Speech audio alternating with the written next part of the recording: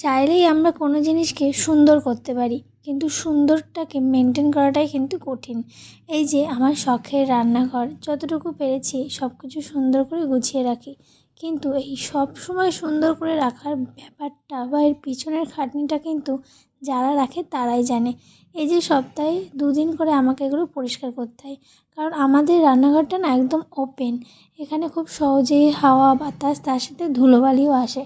তো কিছুদিন পর পর আর সাইডে আমাদের আছে কাঠের উনুনের রান্নাঘর। তো বুঝতেই পারছো তাহলে এগুলোর অবস্থা কী হতে পারে। আর আমরা তো ওখানেই রান্না করি বেশিরভাগ সময়। তো সেই জন্যে কিন্তু আমাকে প্রায় সপ্তাহে 2 দিন এগুলো পরিষ্কার করতে হয়। তাহলে ভাবো তো, সুন্দর দেখানোর পিছনে কতটা টাইম দিতে হয় এই সুন্দর জিনিসটাকে রাখার জন্য। আর আমার যে এই যে র্যাকটা, এটাও কিন্তু দেখতেই পাচ্ছো ওপেন। এটাকে ঢাকার কোনো ব্যবস্থা হয়নি। তো এগুলোতেও খুব সুন্দর করে আর কি ধুলোও পড়ে, দেখতেও যেমন ভালো লাগে তেমন সুন্দর ধুলোও পড়ে। কিন্তু পরিষ্কার করার পরে এই যে চকচকে ব্যাপারটা না, এটা খুব ভালো লাগে। আর এটাকে মেনটেন করতে কিন্তু অনেকটা সময় চলে যায়। তাই জন্যই বললাম যে যে কোনো জিনিস সুন্দরটা খুব সহজ করাটা, কিন্তু সুন্দর করে রাখাটাই হচ্ছে সবথেকে বড় ব্যাপার। তো সব কিছু গুছিয়ে নিয়েছি, তো তোমাদের সাথে ভাবলাম একটু শেয়ার করে দিই। একদমই সামান্য, কিন্তু আমার কাছে কিন্তু এটা অনেক শখের।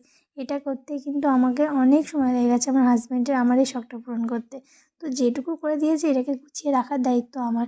করে দিয়েছে সে, কিন্তু এটাকে রাখার দায়িত্ব তো আমার। তো যাই হোক, সব করে নিলাম আর তোমাদের সাথেও শেয়ার করে দিলাম।